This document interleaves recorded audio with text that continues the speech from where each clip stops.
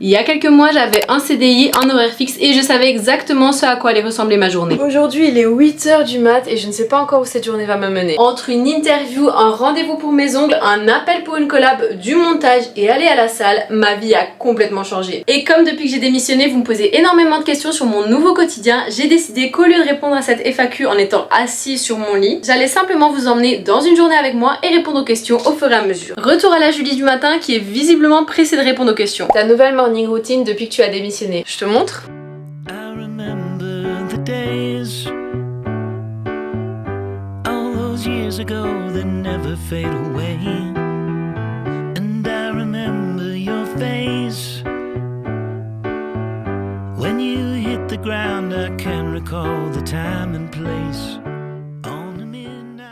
J'ai mis du beurre de cacahuète sur mon trépied.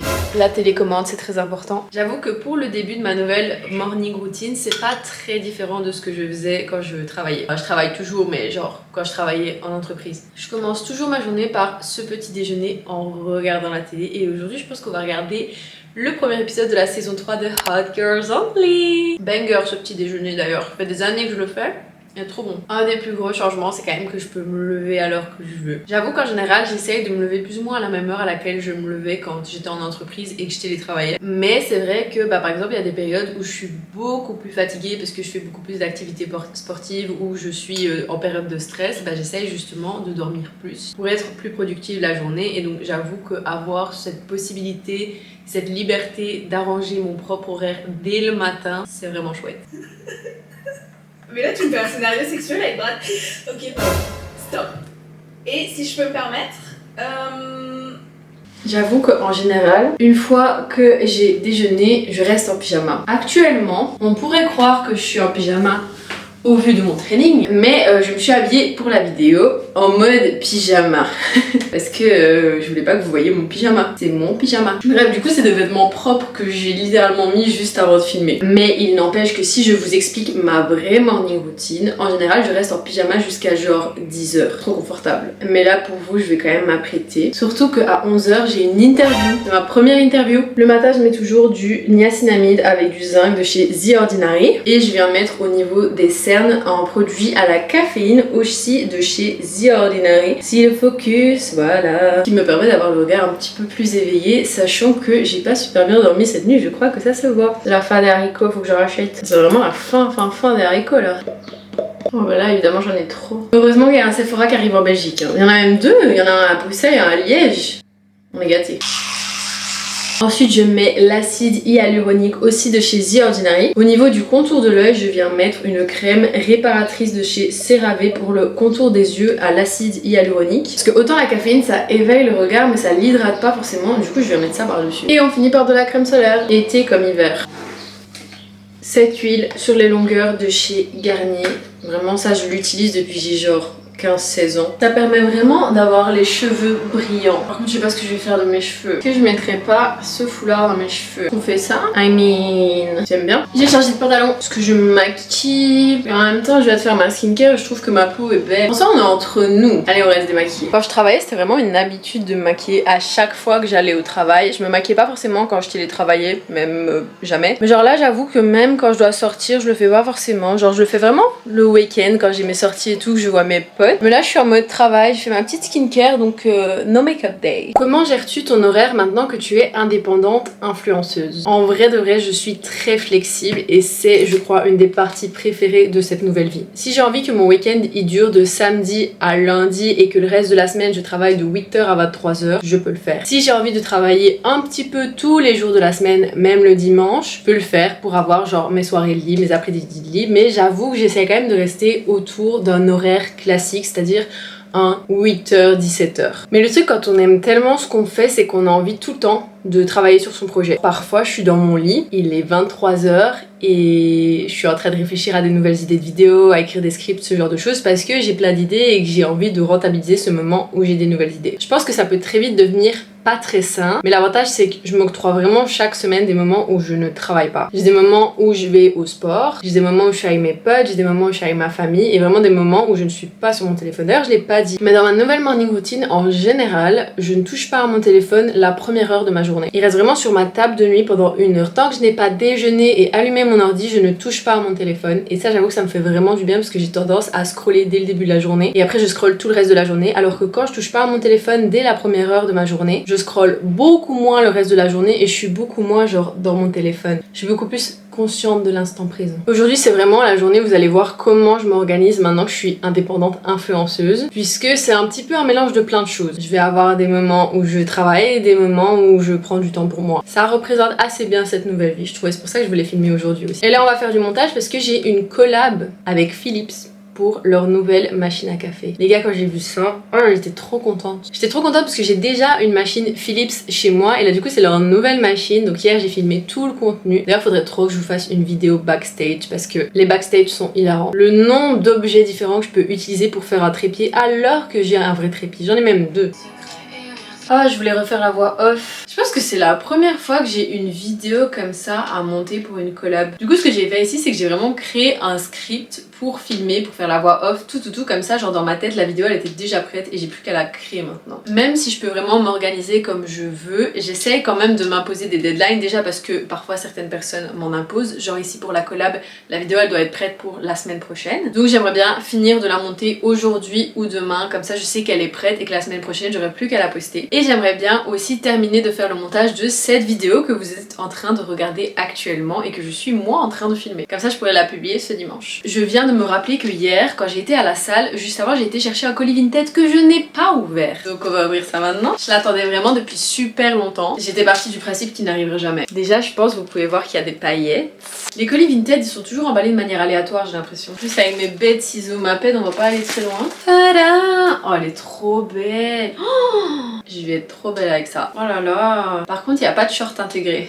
Elle est très courte. En vrai, ça va. J'espère juste qu'elle remonte pas. Est-ce que vous êtes prêts à être éblouis par la beauté de ma jupe? Tada!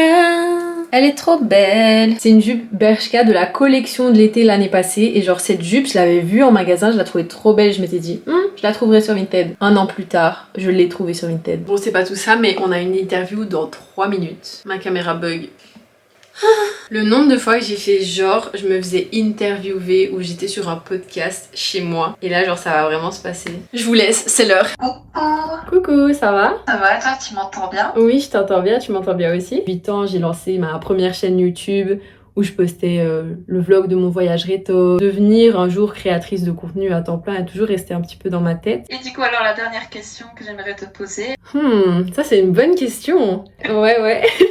Je viens de finir l'interview. Trop cool. Une bonne chose de faite, c'est grave bien. Vous pourrez m'entendre le 24 juin sur la chaîne Equinox FM à 17h. Equinox FM, c'est la radio liégeoise rock pop sur le 105. 17h le 24 juin, vous pourrez m'entendre. Apparemment, il y aura une rediffusion, donc je pense que je vous la partagerai sur mes réseaux. Et en vrai, j'étais contente parce que j'arrivais bien à m'exprimer et tout. Je fais évidemment attention à la manière dont je parlais, mais j'avais peur de vraiment fort bégayer et de pas dire... de pas aller droit au but. J'avais peur de vraiment m'éparpiller. Au final, ça a été. Comment te sens-tu vraiment depuis ta démission? Franchement, beaucoup mieux. Depuis ma démission, j'ai une vie qui me correspond totalement. Vraiment, en fait, je pense que ça me manquait tellement de pouvoir gérer mon horaire comme je veux. Sachant que j'ai une très bonne autogestion de moi-même. Genre, je sais très bien gérer un horaire, m'organiser et atteindre mes objectifs. Genre ça n'a jamais été un problème. Et je crois que c'est pour ça qu'en entreprise, j'avais beaucoup de mal quand c'était quelqu'un d'autre qui m'imposait sa propre organisation qui ne me correspondait pas. Du coup là, je suis trop contente parce qu'il y a des trucs parfois, genre la journée, je sais pas, je vais faire mes ongles. Peut-être comme aujourd'hui, j'adore aller faire mes ongles. Parfois, je suis devant mon ordi en train de faire du montage ou en train de me promener dans la rue à une heure random. Ou bien genre quand je vais à des événements à des heures durant lesquelles j'aurais dû être au bureau dans mon ancien taf. Je suis là et je me dis en fait là je suis pas en train de faire ce que je faisais avant. Genre là je suis pas en train de faire le traitement de telle chose. Je suis pas sur un Excel, je suis pas en train de coder. Et je vous avoue que ça me remplit de joie. Il y a très peu de choses que je n'aime pas dans ce nouveau métier. Je pense que la partie que j'apprécie le moins c'est la partie administrative. La partie quand il faut faire des mails. J'aime pas. La partie quand il y a des contrats à lire et des machins comme ça, j'aime pas. La partie où je dois gérer des trucs avec l'État ou avec des gens du gouvernement, j'ai l'impression, enfin, I'm just a girl. Sachez que si un jour je peux avoir une assistante, je serais très heureuse. Assistante et un chauffeur, oh là là, ce serait la belle vie. Déjà j'ai découvert Uber il y a pas longtemps, c'était fantastique. Ou être en agence en fait, ça je kifferais peut-être bien. S'il y a des agences qui passent par là, n'hésitez pas. On reprend le montage. Je viens de me rappeler que j'avais des mails auxquels je devais répondre et des contrats à signer. Enfin, un contrat à signer, je pense. Ou c'est peut-être la priorité? Ouais, c'est ça mon problème. C'est que vu que j'aime pas tant cette partie-là administrative où il faut envoyer des mails et des machins et que je suis pas dans un processus créatif à ce moment-là, c'est un peu la partie qui fait le moins kiffer. Et vu que je suis en mode j'ai trop envie de créer des vidéos, bah je crée des vidéos et puis après j'oublie de répondre à mes mails. Du coup, je vais répondre à mes mails et lire un contrat. Très corporate tout ça, dit-elle avec son foulard de pirate dans les cheveux. Pour qui je me prends? Qui je me prends? Pourquoi je me plains? C'est mon moment préféré du mois. On va faire mes ongles. À quel point te sens-tu épanouie aujourd'hui par rapport à avant? Ça rejoint un peu la question précédente, mais je voulais vraiment faire des comparaisons. Avant, je me réveillais le matin avec une boule de stress, une boule d'anxiété précisément dans la poitrine avant d'aller au travail. Ce matin, je me suis réveillée globalement très relaxée. Un peu fatiguée, mais avec vraiment zéro stress parce que je savais comment ma journée allait se dérouler et surtout, c'est moi qui ai le contrôle sur ma journée. Avant, j'avais des horaires imposés, c'est-à-dire que même quand je me sentais pas bien, quand je sentais que j'avais besoin de me reposer, bah mes horaires ils pouvaient pas s'adapter à ma santé, sachant que cette dernière année j'ai été pas mal malade et maintenant bah en fait quand je me sens pas bien je peux me reposer. Avant je me demandais tous les jours ce que j'allais faire de ma vie. Je crois que depuis que j'ai démissionné je ne me pose plus cette question. Avant je pouvais pas prendre un rendez-vous pour mes ongles en plein milieu de la journée et maintenant bah here I am. Sérieusement je sens vraiment que ma santé mentale et physique va beaucoup mieux depuis que j'ai changé de mode de vie. En fait, même quand je dors moins, je suis pas forcément plus fatiguée parce que j'ai l'impression que je suis beaucoup moins stressée. J'ai des opportunités incroyables que j'aurais jamais eues si j'avais pas démissionné. Il y a un monsieur qui vient de passer. Il y a juste un petit point, c'est qu'avant j'avais un salaire stable, là où aujourd'hui j'ai un salaire très fluctuant, très incertain et surtout très peu présent.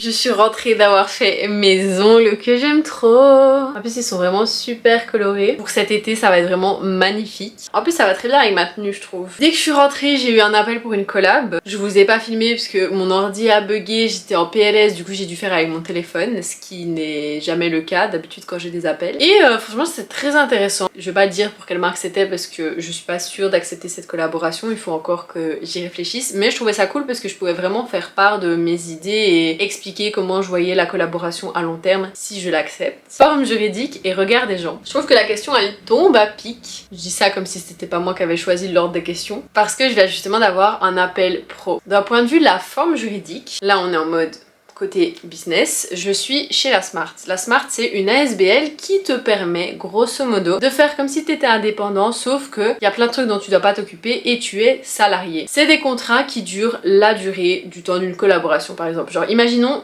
là je vais d'avoir un appel, on décide de faire une collaboration rémunérée. Dans ce cas là moi je vais leur envoyer un devis, eux vont le signer et puis après il y aura une facturation qui leur sera envoyée, ils devront payer un certain montant à la Smart et la Smart va enlever des trucs, genre enlever des sortes de frais, des trucs qui doivent reverser à l'État et puis seulement moi je vais toucher mon salaire. Donc voilà, je ne suis pas encore indépendante parce que être indépendant ça coûte très cher, en tout cas c'est vraiment l'impression que j'ai, surtout en Belgique. Donc tant que maintenant je suis pas indépendante, surtout que genre le métier de créatrice de contenu c'est hyper des hauts et des bas, donc c'est très instable, c'est ça le mot que je cherchais. Donc tant que maintenant je saurais pas être indépendante. Et pour ce qui est du regard des gens, honnêtement je pense que le plus dur ça a été de me lancer parce que en fait j'avais peur du regard des gens mais de leur regard qu'ils n'avaient pas posé sur moi.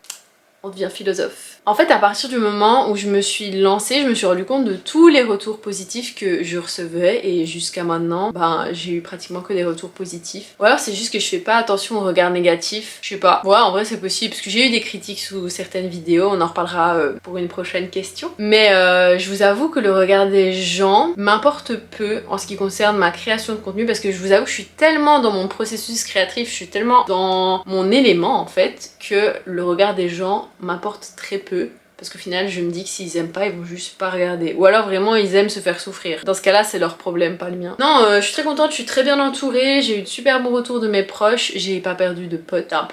C'est un peu une peur finalement. Puis bah, quand j'ai des avantages je fais croquer mes potes. C'est cool. Comment dire? J'ai été à la salle, je voulais répondre à une question dans ma voiture, mon téléphone s'est fracassé la tête, j'ai abandonné, j'ai décidé que je vous répondrais quand je serai rentrée. Et en plus de ça, j'ai totalement oublié de filmer quand j'étais à la salle. Mais je vous jure, j'y étais. Je peux même vous dire que j'ai fait une séance haut du corps. Et la question à laquelle j'étais en train de répondre avant que mon téléphone ne se fracasse la tête dans ma voiture, c'est: as-tu déjà eu tes premiers haters? Et la réponse est oui. J'en ai pas de manière régulière, Dieu merci. Mais c'est vrai qu'il y a eu une vidéo ou l'autre, une de vidéos qui ont suscité pas mal de réactions négatives. Pas mal de réactions positives aussi, mais des réactions négatives aussi. Je parle notamment de cette vidéo. Regarde Liège Julie, t'arrêtes un peu maintenant, ouais. Baraki quand même. Oh, c'est terrible. Terrible. Où j'ai eu droit à des gens qui ont dit waouh, trop drôle leur accent, ou waouh, vraiment Liège représente, et d'autres personnes qui nous ont insultés. On a été notamment sexualisés, objectifiés, dénigrés, été victime de commentaires misogynes, on peut continuer encore longtemps. Hein. Donc voilà, ça a été présent. J'ai eu aussi des gens qui, dans une vidéo où j'expliquais que j'avais quitté mon job pour me lancer sur les réseaux sociaux, me disaient des sous genre pauvre fille ou ce genre de choses, et je vous avoue que ça me fait ni chaud ni froid. En fait ça me fait rire, franchement le commentaire d'un mec de 50 ans ça me fait ni chaud ni froid. Donc bon, s'ils veulent participer à mon algorithme, ma foi. Quelle est ta partie préférée de ton nouveau métier? Franchement c'est difficile de choisir. Je pense que je pourrais même vous en citer 5. Les opportunités, les événements, pouvoir tester des produits, être invité à tester des nouveaux endroits, y a pas à dire, c'est trop cool et pour ça je suis hyper reconnaissante. La liberté temporelle que j'ai, je peux m'organiser comme je veux. Le montage, filmer, et là j'ai plus qu'un truc que je peux dire, votre soutien. Ouais je sais c'est cliché, ouais mais en fait à chaque fois que je reçois des messages qui m'encouragent et tout, ça me fait trop plaisir et ça me fait vraiment très très chaud au cœur. C'est pas un truc auquel je me suis habituée, loin de là, donc j'avoue que ça fait partie de mes choses préférées. Je vais me laver, je reviens.